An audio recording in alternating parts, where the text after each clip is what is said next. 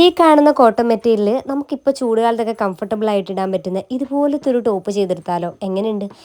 ഇത് നല്ല ക്യൂട്ടായിട്ടുള്ള ഒരു അംബർല ഫ്രോക്കാണ് കേട്ടോ. അപ്പോൾ ഇതിൻ്റെ സ്റ്റിച്ചിങ്ങും കട്ടിങ്ങും എങ്ങനെയാണെന്ന് കണ്ടാലോ? അപ്പം ഇതൊരു ചുരിദാർ സെറ്റിൻ്റെ ഒരു ടോപ്പ് മെറ്റീരിയലാണ് കേട്ടോ. അതിൻ്റെ ബോട്ടം വെച്ച് ഞാൻ ഇതിന് മുമ്പ് ഒരു ടോപ്പ് ചെയ്തിട്ടുണ്ടായിരുന്നു.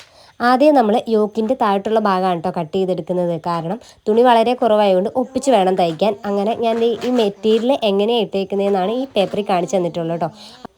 നമ്മൾ വേസ്റ്റിൻ്റെ അളവാണ് കേട്ടോ എടുക്കേണ്ടത്. ഹിപ്പ് വരെ നമ്മുടെ ഡ്രസ്സ് ഇറങ്ങുന്നില്ല, അതുകൊണ്ട് വേസ്റ്റിൻ്റെ അളവെടുത്ത് എനിക്ക് 26 മതി. ഞാൻ 28 എടുത്തിട്ടാണ് ചെയ്യുന്നത് കേട്ടോ. അപ്പം നിങ്ങൾ 2 ഇഞ്ചും കൂടെ കൂട്ടി 4 ഇഞ്ച് കൂടുതലിട്ട് വേണം, എക്സ്ട്രാ ഇട്ടിട്ട് വേണം നമ്മളതിന് 4-1 എടുക്കാൻ. അല്ലെങ്കിൽ കുറവായിരിക്കും. എനിക്കിപ്പം ലെങ്ത് കിട്ടാൻ വേണ്ടിയിട്ടാണ് ഞാൻ ഇങ്ങനെ ചെയ്യുന്നത്. അപ്പോൾ എൻ്റെ വേസ്റ്റിൻ്റെ ആ ഒരു ഭാഗം എന്ന് പറഞ്ഞാൽ 7 ഇഞ്ചാണ്. അപ്പോൾ 7 ഇഞ്ച് അടയാളപ്പെടുത്തി ഞാൻ ആ അംബർല ഷേപ്പിലോട്ട് ആക്കിയെടുത്തിട്ടുണ്ട്. പിന്നെ നമുക്ക് താഴോട്ട് 33 ആണ് കിട്ടുന്നത്. അപ്പോൾ അത് മുഴുവനോടെ ഞാൻ എടുക്കുന്നുണ്ട്. എന്നിട്ട് ഞാൻ ആ അംബർല ഷേപ്പിൽ വീഡിയോയിൽ കാണുന്ന പോലെ മാർക്ക് ചെയ്തിട്ട് കട്ട് ചെയ്തെടുക്കുകയാണ് ചെയ്തിട്ടുള്ളത്. അപ്പോൾ നമ്മൾ സ്കേർട്ടിൻ്റെ ഭാഗം കട്ട് ചെയ്ത് ആ താഴെ ഭാഗം വെച്ചാണ് നമ്മൾ യോക്കിൻ്റെ ഭാഗം ചെയ്തെടുക്കുന്നത് കേട്ടോ. അപ്പം നമുക്ക് ഒരുപാട് യോക്കിന് ഇറക്കം വെക്കാത്തതുകൊണ്ട് തന്നെ അവിടുത്തെ മെറ്റീരിയൽ ആവശ്യത്തിന് മതിയാവുന്നുണ്ടായിരുന്നു എനിക്ക്. പിന്നെ സ്ലീവ്ലെസ് ആയിട്ടാണ് സ്റ്റിച്ച് ചെയ്യുന്നത്, അതുകൊണ്ട് ഒരുപാട് മെറ്റീരിയലിൻ്റെ ആവശ്യം വരുന്നില്ല. അപ്പോൾ ഞാൻ എൻ്റെ ഷോൾഡർ അടയാളപ്പെടുത്തുന്നത് 6 ഇഞ്ചാണ്. എൻ്റെ കൈക്കുഴിയും ഞാൻ 6 ഇഞ്ച് തന്നെയാണ് കൊടുക്കുന്നത്. എന്നിട്ട് നമ്മൾ അതിനെ ഒരു എൽ ഷേപ്പിലോട്ട് വരച്ചിട്ട് അതിനെ ഒന്ന് കർവ് ചെയ്ത് വീഡിയോയിൽ കാണുന്ന പോലെ തന്നെ ചെയ്തെടുക്കുന്നുണ്ട്. പിന്നെ ചെസ്റ്റ് അടയാളപ്പെടുത്തുന്നുണ്ട്. ചെസ്റ്റ് എൻ്റെ 28ആണ്. 28ൻ്റെ കൂടെ 4 ഇഞ്ച് കൂട്ടി അതിൻ്റെ 4ൽ ഒരു ഭാഗമാണ് കേട്ടോ അടയാളപ്പെടുത്തുന്നത്. അപ്പോൾ എനിക്ക് 8.5 കിട്ടുന്നുണ്ട്. പിന്നെ വേസ്റ്റ് ഭാഗം വരെയുള്ള ഇറക്കമേ എടുക്കേണ്ട ആവശ്യമുള്ളൂ. അപ്പോൾ വേസ്റ്റ് ഭാഗം വരുന്നത് 7 ഇഞ്ചാണ്. അപ്പോൾ അതിനെ നമ്മൾ ഒരു ഷേപ്പിലോട്ട് ഇങ്ങനെ വരച്ചെടുത്തിട്ടുണ്ട്. പിന്നെ അടിയിൽ നിന്ന് നമ്മൾ 1 ഇഞ്ച് മുകളിലോട്ട് മാർക്ക് ചെയ്ത് ആ സൈഡ് മാത്രം ഒന്ന് കർവ് ചെയ്ത് കൊടുക്കുന്നുണ്ട് കേട്ടോ നമ്മൾ. പിന്നെ ഞാൻ അതിൻ്റെ ഇറക്കം എടുത്തേക്കുന്നത് 11 എടുത്തിട്ടുണ്ടായിരുന്നുള്ളൂ.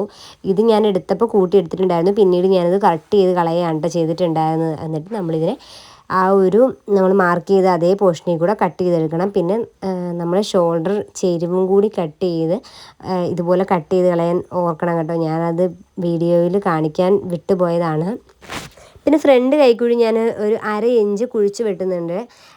അപ്പം അങ്ങനെ നമുക്ക് എന്നിട്ട് അതിനെയും കൂടെ കട്ട് ചെയ്ത് മാറ്റാം. അതിനുശേഷം നമ്മുടെ കട്ടിങ് പരിപാടിയും കഴിഞ്ഞിട്ടുണ്ട്. നമ്മൾ സെൻറ്റർ ഭാഗം ഒന്ന് മാർക്ക് ചെയ്യണം. എന്നിട്ട് ക്യാൻവാസ് വെച്ച് തയ്ക്കാനാണ് ഞാൻ നെക്കിടുന്നത്. പക്ഷേ ഞാൻ ക്യാൻവാസ് ഇല്ലാത്തതുകൊണ്ട് ഒരു ഫ്രണ്ടിൽ മാത്രം ഒരു ലൈനിങ് പീസ് വെച്ചാണ് ഞാൻ മറിച്ചടിക്കുന്നത്. പിന്നെ ആദ്യമേ പറയാൻ വിട്ടുപോയ കാര്യം, നെക്ക് വി ആയിരുന്നു കൊടുത്തിരുന്നത്.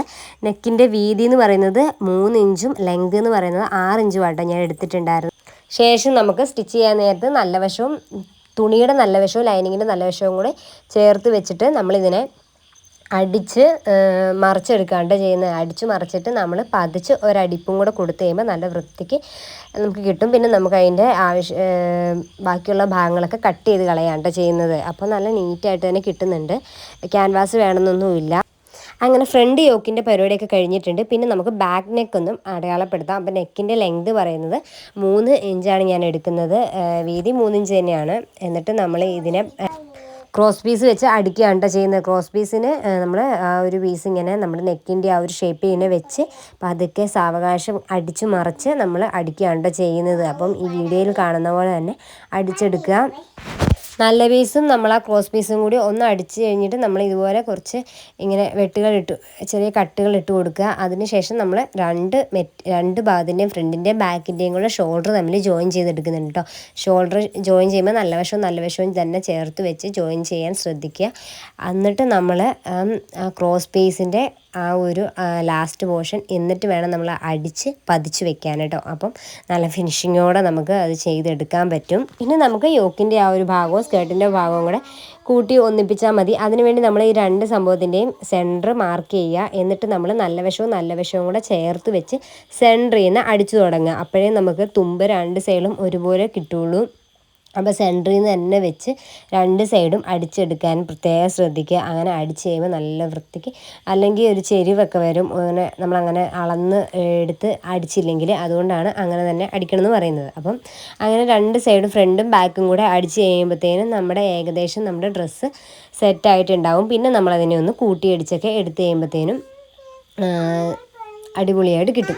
യോക്കും സ്കേർട്ട് ഭാഗം എല്ലാം യോജിപ്പിച്ച് കഴിഞ്ഞാൽ ഞാൻ സ്ലീവിനെ കുറിച്ച് ഓർത്ത്. സ്ലീവ് ഞാൻ സത്യത്തിൽ വെക്കണമെന്നാണ് ഓർത്തിരുന്നത്. പിന്നെ ഞാനോർത്ത് സ്ലീവ് വെച്ച് കഴിയുമ്പോൾ ഞാനിങ്ങനെ ദേഹത്ത് വെച്ച് നോക്കിയപ്പോൾ ഒരു ഭംഗിക്കുറവ്, ഒരു അമ്മച്ചി സ്റ്റൈലാവും എന്ന് ഓർത്തിട്ട് ഞാൻ സ്ലീവ് സ്കിപ്പ് ചെയ്യുകയാണ് ചെയ്തിട്ടുണ്ടായിരുന്നത്. എന്നാൽ പിന്നെ സ്ലീവ്ലെസ് തന്നെ ആകാമെന്ന് ഓർത്തു. സ്ലീവ്ലെസ് ആണ് കൂടുതലും എപ്പോഴും സ്റ്റിച്ച് ചെയ്യുന്നത്. പക്ഷേ ഡ്രസ്സുകൾ നമുക്ക് വെച്ച് നോക്കുമ്പോൾ സ്ലീവ്ലെസ് ആണ് കേട്ടോ ഭംഗിയായിട്ട് തോന്നുന്നത്.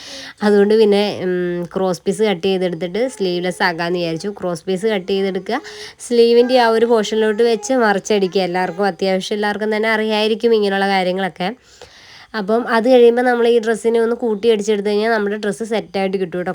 പിന്നെ യോക്ക് ഭാഗത്തായിട്ട് ഞാനൊരു ചെറിയ ലേസും കൂടെ കൊടുത്തിട്ടുണ്ടായിരുന്നു. ലേസിൻ്റെ ഡീറ്റെയിലിംഗ് കൂടെ വരുമ്പോൾ നല്ല അടിപൊളിയായിട്ട് എനിക്ക് തോന്നിയിട്ട് ഒരു ലേസും കൂടി ഞാൻ അതിൻ്റെ യോക്ക് ഭാഗത്തായിട്ട് കൊടുത്തിട്ടുണ്ടായിരുന്നു. അങ്ങനെ ലേസ് എല്ലാം അടിച്ചെടുത്ത് നമ്മൾ സൈഡും കൂടെ ഫിനിഷ് ചെയ്തെടുത്ത് അതിൻ്റെ അടിഭാഗം കൂടെ അടിച്ച് കഴിയുമ്പോഴത്തേനും ഡ്രസ്സ് നല്ല അടിപൊളിയായിട്ട് സെറ്റായിട്ട് കിട്ടുന്നുണ്ട് കേട്ടോ. അപ്പം വീഡിയോ കുറച്ചും കൂടെ ഡീറ്റെയിൽ ആയിട്ട് വേണമെങ്കിൽ നിങ്ങളൊന്ന് കമൻറ്റ് ചെയ്താൽ മതി. ഞാൻ അടുത്ത ഒരു ഡ്രസ്സ് ഈ രീതിക്ക് സ്റ്റിച്ച് ചെയ്ത് കാണിക്കാം. അപ്പം വീഡിയോ കുറച്ചും കൂടി ഡീറ്റെയിലിംഗ് ആയിട്ട് ആർക്കെങ്കിലും ആവശ്യമുണ്ടെങ്കിൽ എന്നോട് കമൻറ്റ് ചെയ്ത് അറിയിച്ചാൽ മതി. നമുക്കൊന്നും കൂടി മനസ്സിലാവുന്ന രീതിക്ക് വീഡിയോ പോസ്റ്റ് ചെയ്യാം കേട്ടോ. അപ്പം ഇതിൻ്റെ ഫൈനൽ ലുക്ക് കണ്ടിട്ട് ഇഷ്ടപ്പെട്ടോ ഇല്ലയോ എന്നും കൂടെ കമൻറ്റിലൂടെ അറിയിക്കണം. എങ്ങനെയുണ്ട്? അടിപൊളിയായിട്ടില്ലേ? എനിക്ക് ഭയങ്കരമായിട്ട് ഇഷ്ടപ്പെട്ടു കേട്ടോ. ഇട്ടിട്ടും എല്ലാം ഭയങ്കര സുഖമായിരുന്നു. കാണാനും നല്ല ഭംഗിയുണ്ടായിരുന്നു കേട്ടോ. ആ ലേസൊക്കെ വെച്ചിട്ട് നല്ല ക്യൂട്ടായിട്ടുണ്ടായിരുന്നു. അപ്പോൾ വീഡിയോയും ഡ്രസ്സും ഒക്കെ ഇഷ്ടപ്പെടുവാണെങ്കിൽ ചാനൽ സബ്സ്ക്രൈബ് ചെയ്ത് സപ്പോർട്ട് ചെയ്യാനൊന്നും മറക്കരുതേ. ബൈ.